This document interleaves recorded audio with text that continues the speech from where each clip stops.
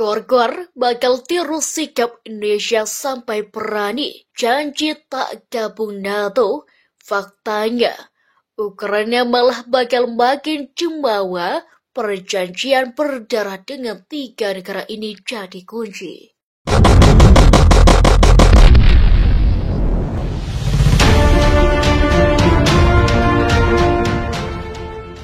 Indonesia mengambil kebijakan luar negeri dengan gerakan non-blok. Kebijakan itu bertujuan untuk menegaskan sikap politik luar negeri bahwa Indonesia tidak mengikuti blok Amerika Serikat ataupun Uni Soviet pada masa Perang Dingin. Hingga kini, saat perang Rusia-Ukraina meletus pun Indonesia masih menganut kebijakan yang sama. Indonesia selalu netral dalam konflik maupun polarisasi di dunia dan Indonesia. Baru-baru ini Ukraina pun mengungkapkan hal yang sama untuk menjadi negara netral seperti Indonesia. Negara netral sendiri menurut hukum internasional adalah jika negara tidak akan ikut campur dalam situasi konflik bersenjata internasional yang melibatkan pihak-pihak yang berperang lainnya.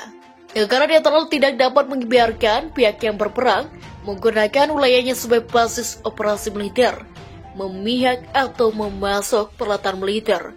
Untuk mewujudkan tawaran menjadi negara netral tersebut, Ukraina menyerahkan adalah jika tidak akan ikut campur dalam situasi konflik bersenjata internasional yang melibatkan pihak-pihak yang berperang lainnya. Untuk mewujudkan tawaran menjadi negara netral tersebut, Ukraina mengajukan syarat. Dalam perundingan Rusia-Ukraina di Turki pada Selasa, perunding Ukraina mengatakan Kiev siap menerima netralitas jika dibawa kesepakatan internasional. Artinya, negara-negara barat seperti Amerika Serikat atau AS, Prancis dan Inggris harus meningkatkan jaminan keamanan mereka untuk Ukraina. Sementara itu, aspirasi Ukraina untuk menjadi anggota NATO sebagaimana tertulis dalam konstitusi negara itu tidak dapat diubah selama darurat militer seperti yang berlaku sekarang atau selama keadaan darurat. Seperti diketahui, Presiden Ukraina Volodymyr Zelensky mengaku bahwa Ukraina tidak dapat bergabung dengan NATO. Namun, para analisis menilai langkah-langkah itu akan membuahkan amandemen konstitusi atau referendum. Keduanya, baik amandemen konstitusi atau referendum tidak dapat dilakukan di masa perang. Bisakah Ukraina mengubah konstitusinya? Perubahan apapun akan memerlukan persetujuan dari 300 dari 450 anggota parlemen dalam 2 sesi parlemen yang terpisah dan kemudian dievaluasi oleh Mahkamah Konstitusi.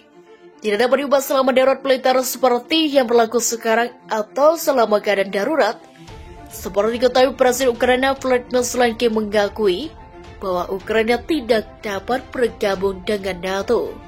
Kami telah mendengar selama bertahun-tahun bahwa itu terbuka, tetapi kami juga mendengar bahwa kami tidak dapat bergabung. Itulah kebenaran yang sangat kami akui, kata Zelensky yang dianggap mengabaikan aspirasi Ukraina untuk menjadi anggota NATO. Adapun bagi beberapa Ukraina, pernyataan juga dianggap sebagai konsesi yang tidak dapat diterima.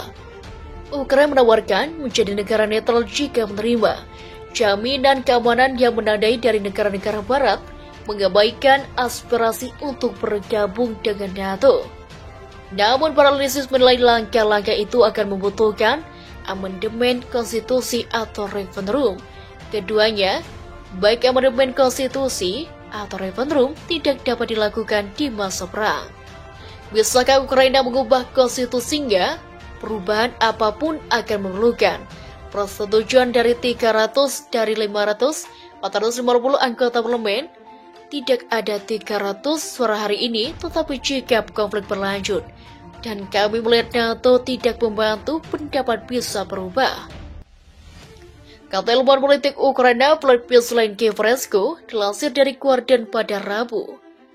Kekecewaan Zelensky dapat dengan bantuan NATO yang tidak mencukupi mengubah opini publik. Bagi kami, NATO adalah konsensus yang paling sederhana dan paling tidak menyakitkan di telan tambahnya.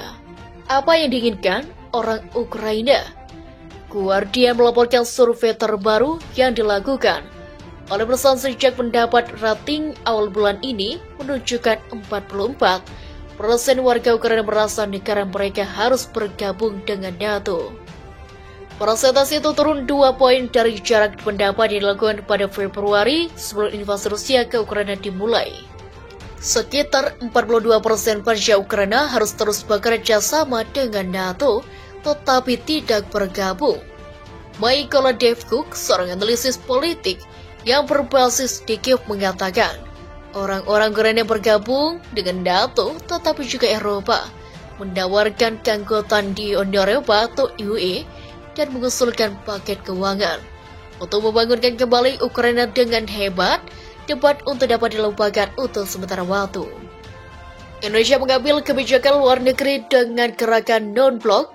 Kebijakan itu bertujuan untuk menegaskan sikap politik luar negeri bahwa Indonesia tidak mengikuti blok Amerika Serikat ataupun Uni Soviet pada masa Perang Dingin.